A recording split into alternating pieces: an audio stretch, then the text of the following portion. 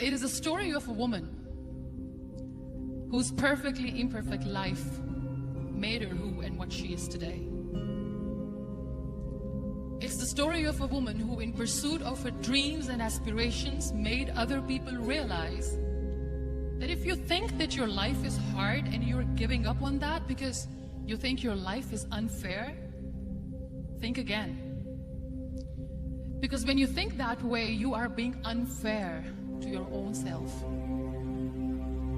It's the story of a woman who made people realize that sometimes problems are not too big. We are too small because we cannot handle them.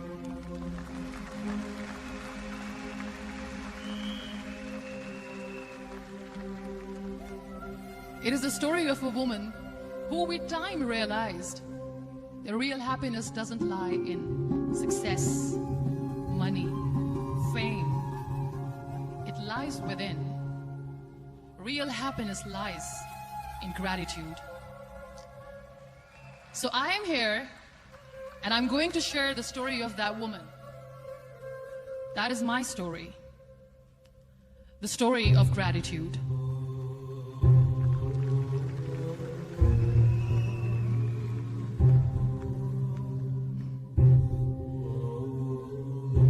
I love you too. I love you all. I believe in the power of words. Many people speak before they think.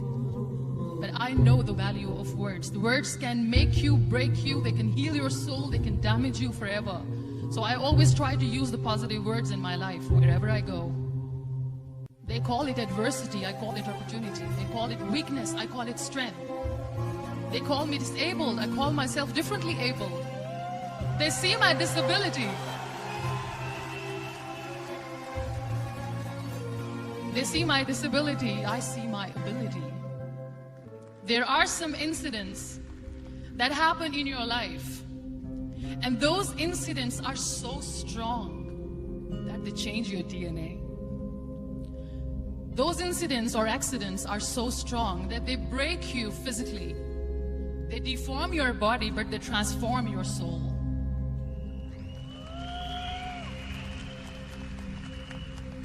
Those incidents break you, deform you, but they mold you into the best version of you. And the same thing happened to me. And I'm going to share what exactly happened to me. I was 18 years old when I got married. And this thing I'm sharing for the very first time on an international level. I was 18 years old when I got married. I belonged to a very conservative family, a Baloch family, where good daughters never say no to their parents. My father wanted me to get married. And all I said was, if that makes you happy, I'll say yes. And of course, it was never a happy marriage. Just about after 2 years of getting married, about 9 years ago, I met a car accident. Somehow my husband fell asleep and the car fell in the ditch. He managed to jump out, saved himself. I'm happy for him. But I stayed inside the car and I sustained a lot of injuries. The list is a bit long. Don't get scared. I'm perfectly fine now. Radius ulna of my right arm were fractured.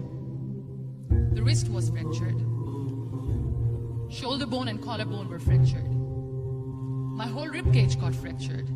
And because of the rib cage injury, lungs and liver were badly injured. I couldn't breathe. I lost urine and bowel control.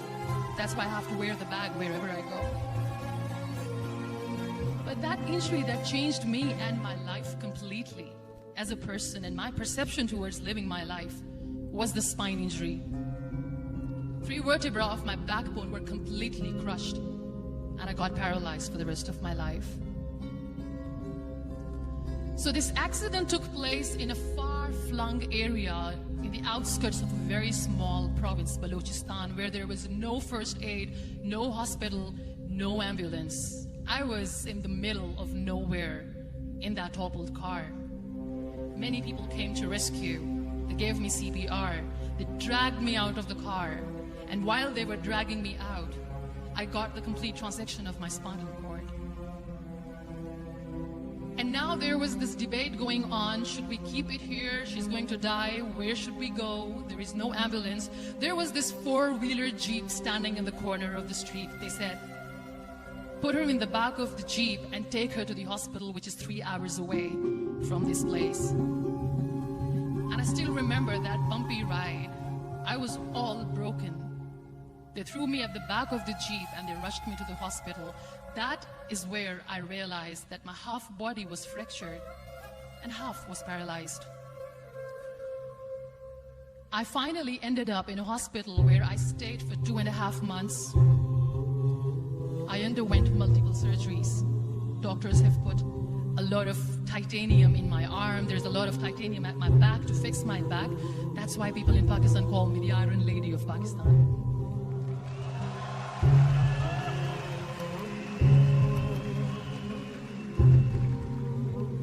Sometimes I wonder how easy it is for me to describe all this all over again. And somebody has rightly said that when you share your story and it doesn't make you cry, that means you have healed.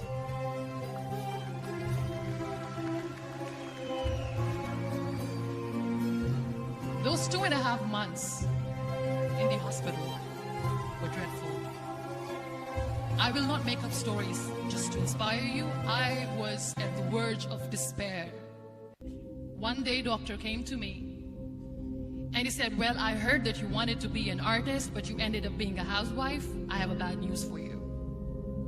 You won't be able to paint again because your wrist and your arm are so deformed, you won't be able to hold a pen again. And I stayed quiet. Next day, doctor came to me and said, your spine injury is so bad, you won't be able to walk again. I took a deep breath and I said, it's all right. The next day, doctor came to me and said, because of your spine injury and the fixation that you have in your back, you won't be able to give birth to a child again. That day, I was devastated. I still remember, I asked my mother, why me? And that is where I started to question my existence. Why am I even alive? What's the point of living? I cannot walk, I cannot paint, fine, I cannot be a mother. And we have this thing in our heads, being women, that we are incomplete without having children. I am going to be an incomplete woman for the rest of my life. What's the point? People are scared. They think I will get divorced. What is going to happen to me? Why me? Why am I alive? We all try to chase this tunnel. We all do this because we see light in the end of the tunnel, which keeps us going. My dear friends, in my situation, there was a tunnel that I had to roll on, but there was no light. And that is where I realized that the words have the power to heal the soul. My mother said to me, this too shall pass. God has a greater plan for you. I don't know what it is, but He surely has.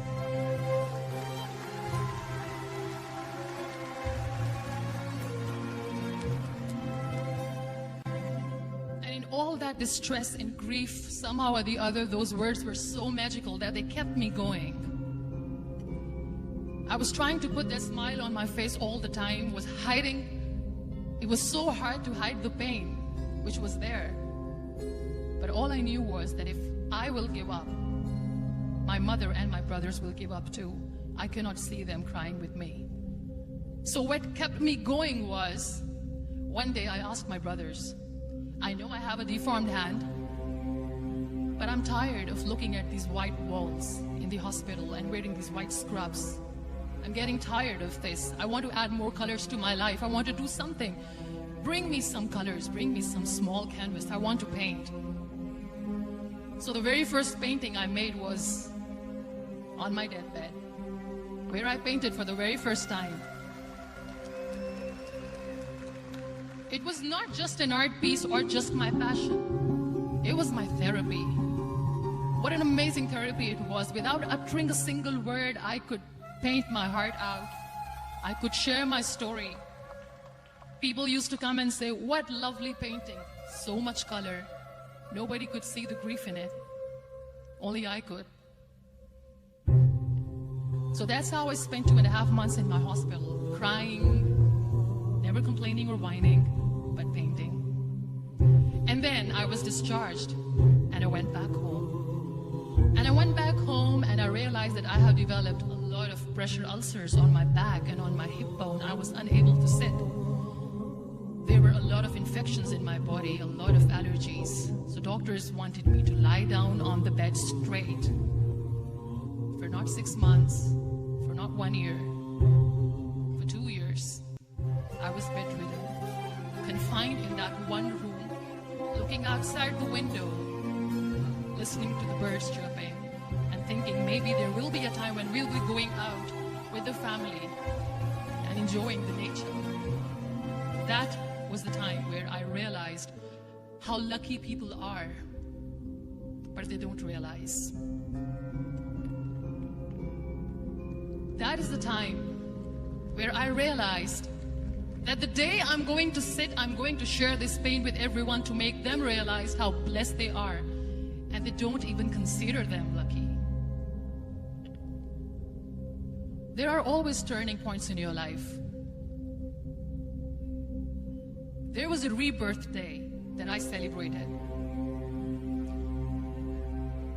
After 2 years and 2.5 months, when I was able to sit on a wheelchair, that was the day when I had the rebirth.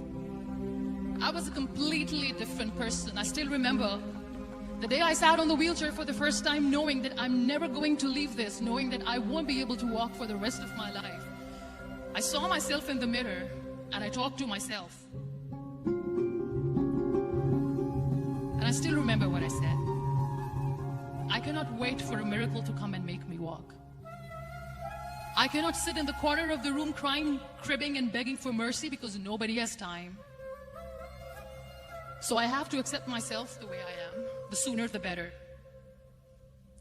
So I applied the lip color for the first time.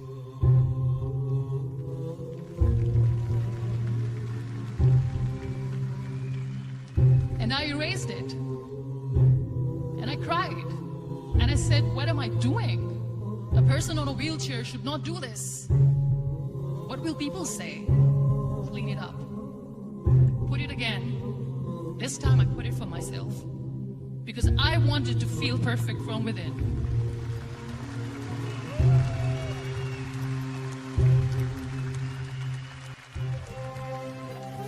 And that day I decided that I'm going to live life for myself. I am not going to be that perfect person for someone. I am just going to take this moment and I will make it perfect for myself. And you know how it all began? That day I decided that I'm going to fight my fears. We all have fears. Fear of unknown, fear of known, fear of losing people, fear of losing health, money. We want to excel in career, we want to become famous, we want to get money. We are scared all the time. So I wrote down one by one all those fears. And I decided that I'm going to overcome these fears one at a time. You know what was my biggest fear? Divorce. I couldn't stand this word. I was trying to cling on to this person who didn't want me anymore, but I said no. I have to make it work. But the day I decided that this is nothing but my fear, I liberated myself by setting him free. And I made myself emotionally so strong that the day I got the news that he's getting married, I sent him a text that I'm so happy for you and I wish you all the best. And he knows that I pray for him today.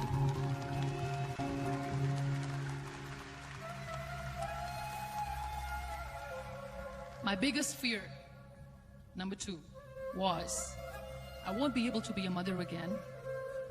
And that was quite devastating for me. But then I realized there are so many children in the world, all they want is acceptance. So there is no point of crying, just go and adopt one. And that's what I did.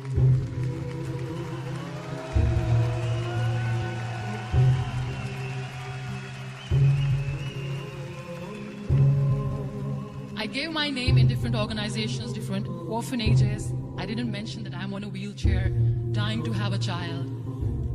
So I just told them that this is Muniba Mazari and she wants to adopt a boy or girl, whatsoever, but I want to adopt a kid. And I waited patiently. 2 years later, I got this call from a very small city in Pakistan. I got a call and they said, "Are you Muniba Mazari? There is a baby boy and would you like to adopt?" And when I say yes, I could literally feel the labor pain. I said, yes, I am going to adopt him. I am coming to take him home.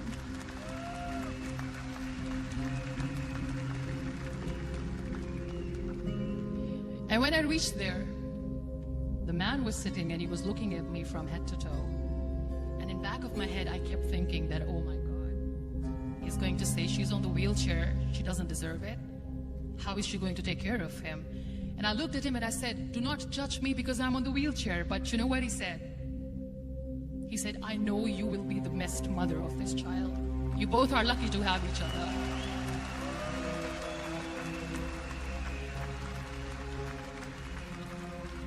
And that day, Niall was 2 days old, and today he's 6.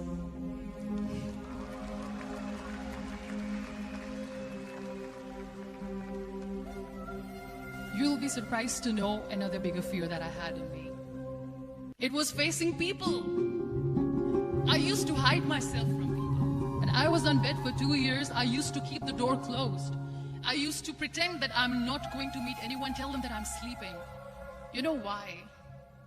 Because I couldn't stand that sympathy that they had for me. They used to treat me like a patient. When I used to smile, they used to look at me and say that, "You're smiling, are you okay?" I was tired of this question being asked, "Are you sick?" Well, a lady yesterday at the airport asked me, "Are you sick?" And I said, well, besides the spinal cord injury, I'm fine, I guess.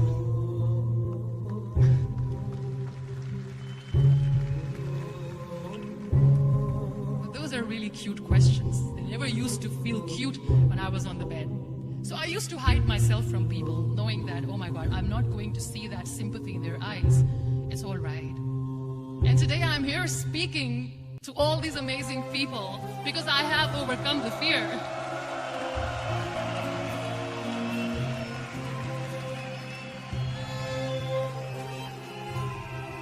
You know, when you end up being on the wheelchair, that's the most painful thing.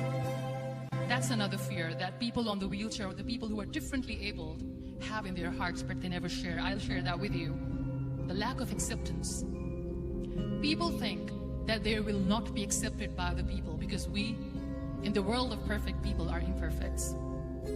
So I decided that instead of starting an NGO for disability awareness, which I know will not help anyone, I started to appear more in public. I started to paint. I always wanted to. I have done a lot of exhibitions. I'm Pakistan's first wheelchair-bound artist. I have done a lot of modeling campaigns, different campaigns for brands like Tony and Guy.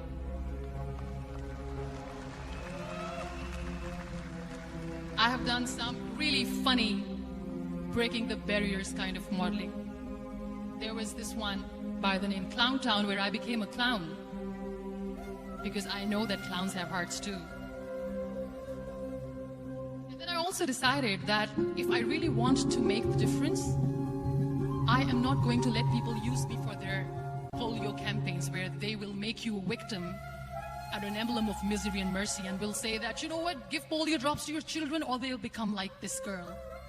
I decided that I'm going to join the national TV of Pakistan as an anchor person, and I've been doing a lot of shows for the last 3 years.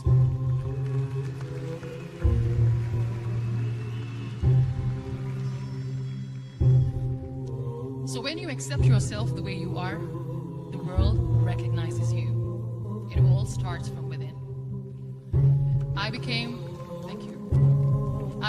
the National Goodwill Ambassador for UN Women Pakistan, and now I speak for the rights of women, children.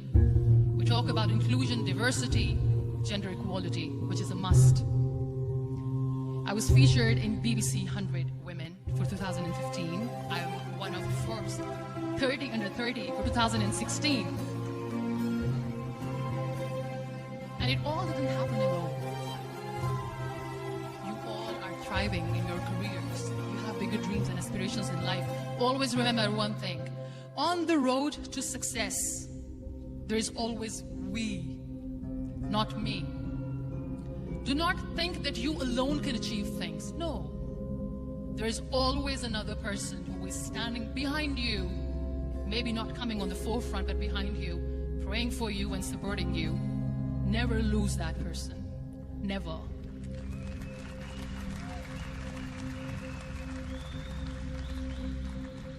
No matter how much I say that I couldn't find a hero, so I became one, I still want to recognize those 3 people in my life who literally changed my life completely, and I get inspiration from them every single day.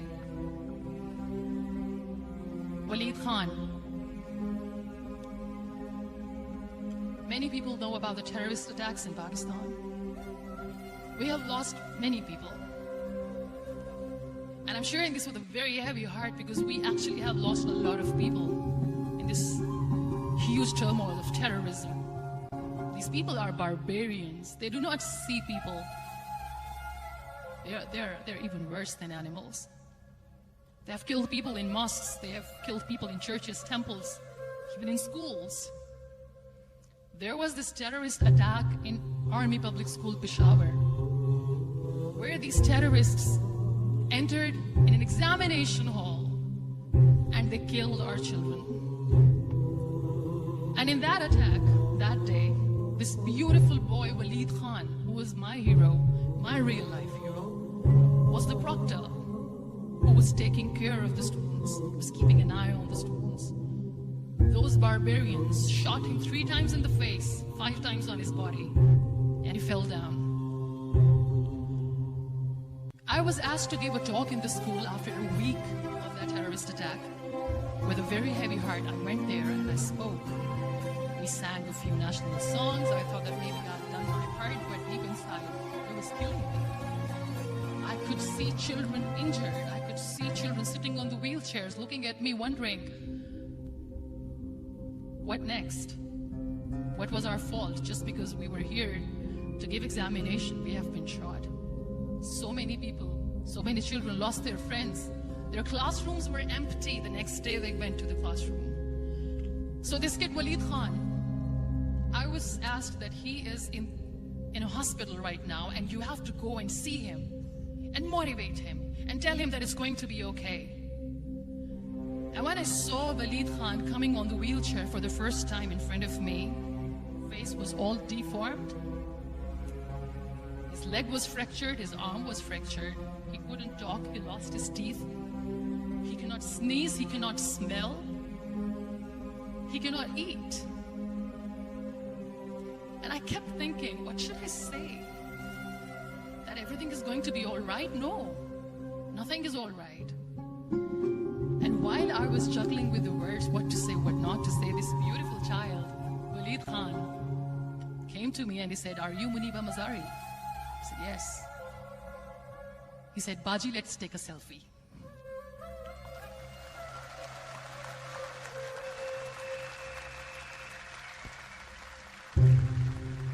And with that beautiful, toothless smile of Walid Khan, we took that beautiful selfie that I still have with me.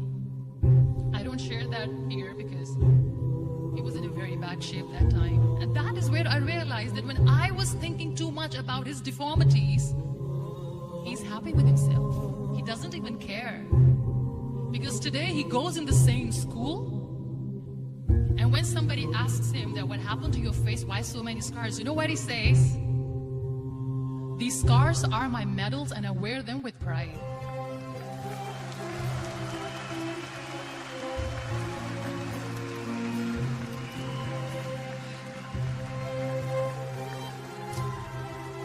And how beautifully he says, the terrorists wanted me not to study. I am going to study. I will become a doctor one day.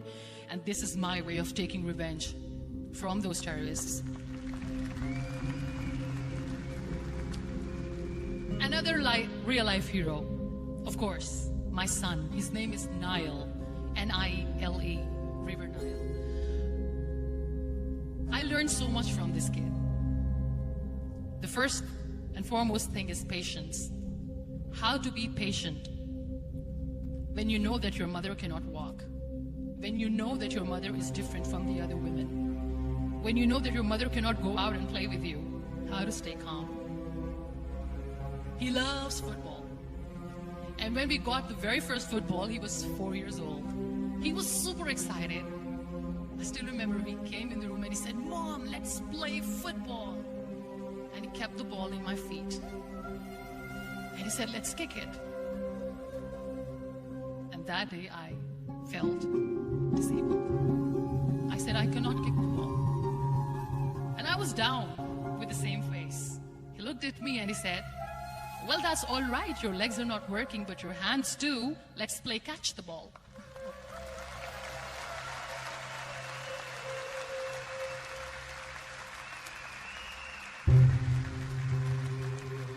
You know what? That day he made me realize that when you think your glass is half empty, come on, your glass is half full. It's all in here and here.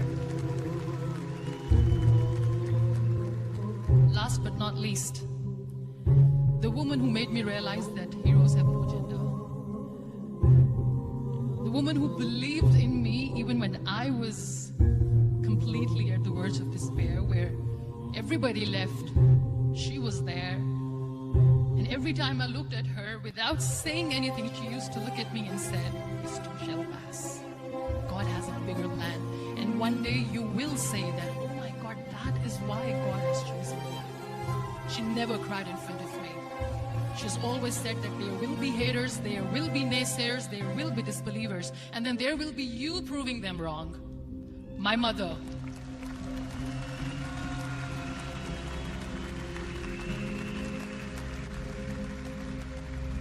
Whatever I am today, I'm nothing without her. I'm nothing without her. Thank you, Mama. I wish you were here. Thank you for making me who I am today.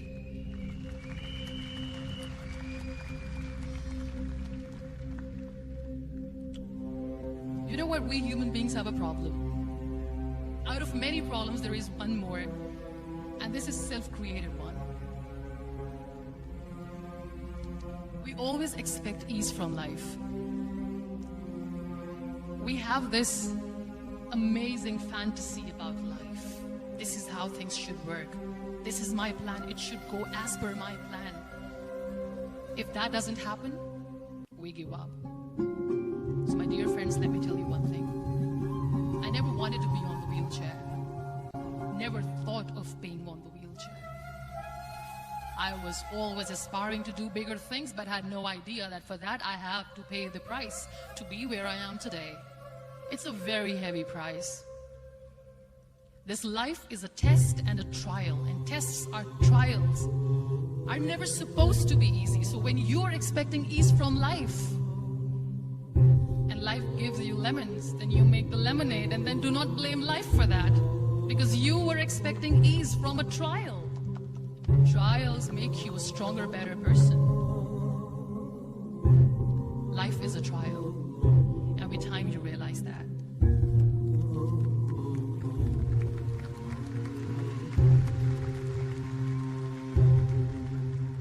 It is okay to be scared. It is okay to cry. Everything is okay, but giving up should not be an option. They always say that failure is not an option. Failure should be an option, because when you fail, you get up, and then you fail, and then you get up, and that keeps you going. That's how humans are strong.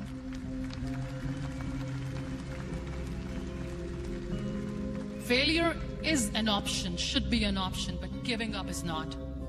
Never. We have this thing in minds. We call it perfection. We want everything perfect. We want ourselves to be perfect. There is this image in our head about everything. Perfect life, perfect relationships, perfect career, perfect amount of money that we need to earn no matter what. Nothing is perfect in this world. We all are perfectly imperfect, and that is perfectly all right. That's all right. We were sent here not to become the perfect people. Those people who tell you how to look perfect, even those people are imperfect. Trying to fight this fear of looking imperfect. I used to be perfect. I still remember. I got this compliment years ago when I used to walk. Oh my God, look at you. You're fair, you're tall, you're perfect. Look at me now.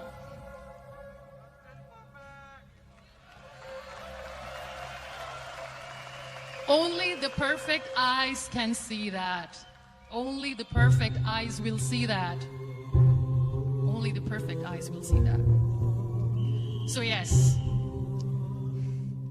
in all those imperfections, you have to listen to your heart. You don't have to look good for people. You don't have to be perfect just because other people want you to be perfect. If your soul is perfect from within, that's all right. This is all what you want. This is all what you need to be. Our society has made very weird kind of norms to look perfect and great. For men, it's different. For women, it's different. We think too much about what people say. We listen to ourselves too little. You know what makes you perfect? When you make someone smile. You know what makes you perfect? When you try to do something good for the people around you. You know what makes you perfect? When you feel someone's pain. And how beautiful pain is that it connects you with people. No other medium can connect you with others but pain. That's why I always say that I'm in pain, and that's a blessing in disguise for me. Today, just because I'm in pain and I'm on the wheelchair, I work for children. Being the head of CSR for a company, we conduct medical camps in far-flung areas of Pakistan where so many kids die because they don't have medical facilities. And I personally believe just because they cannot afford to live doesn't mean we'll let them die. So we give them money, we give them medical treatment, we try to heal their wounds, physical and emotional. And I also work for the beautiful people, we call them third gender, the transgender community of Pakistan. You know what connects me with them? All my imperfections. When I go and I hug them, they never judge me. And this very good friend of mine, her name is Bijli. Bijli means electricity. She calls herself electricity. And I said, are you electricity? She says, no, I'm lightning. I'm as strong as lightning. Because we have very bad power outage, so she doesn't want me to call her electricity. So she says, I am very strong. I'm thunder, I'm lightning. She came to me, and the first time I hugged her, she said, you are just like me. And I said, yes, I am like you. Because to people, we are so imperfect. So how beautiful these imperfections are, that because of these imperfections you can connect with people. Then why are we all running after being perfect? What's the point?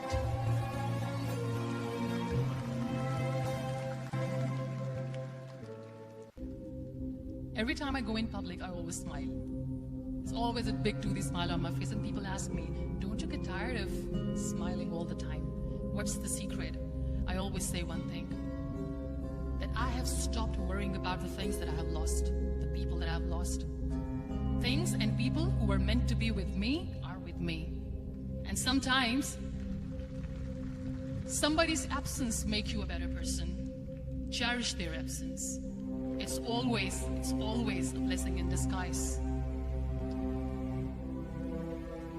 I always say that people are so lucky they don't even realize. You must be thinking, okay, you're lucky in what sense? Well, the breath that you just took was a blessing. Embrace it.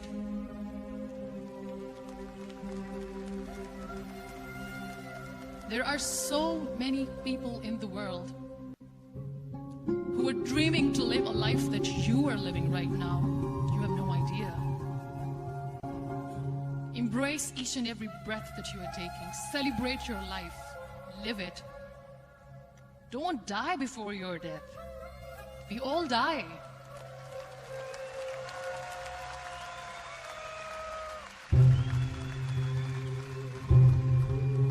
We live this one routine of a day for 75 years and we call it life. No, that's not life. If you are still thinking why you have been sent here, if you're still juggling with the concept of why you are here, you haven't lived yet. You work hard, you make money, you do it for yourself. That's not life. You go out, you seek for people who need your help, you make their lives better. You become that sponge which can absorb all the negativity, and you become that person who can emit beautiful positive vibes. And when you realize that you have changed someone's life, and because of you, this person didn't give up, that is the day when you live. Always.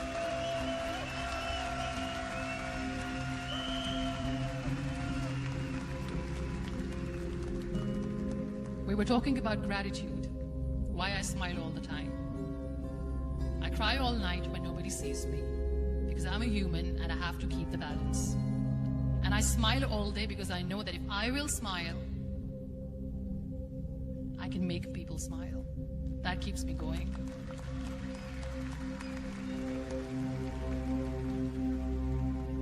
Be grateful for what you have, and you will always, always end up having more. But if you'll cry and if you'll crib for the little things that you don't have or the things that you have lost, you will never ever have enough. Sometimes we are too busy thinking about the things that we don't have that we forget to cherish the blessings that we have. I'm not saying that I'm not healthy and that makes me unlucky, but yes, it is hard. It is hard when I say that I cannot walk. It is hard to say when I wear this bag. It hurts. But I have to keep going, because never giving up is the way to live, always.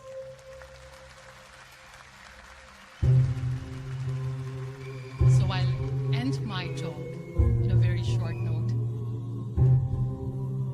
Live your life fully. Accept yourself the way you are. Be kind to yourself. Be kind to yourself. I'll repeat, be kind to yourself, and only then you can be kind to others. Love yourself and spread that love. Life will be hard. There will be turmoils. There will be trials, but that will only make you stronger. Never give up. The real happiness doesn't lie in money, success, fame.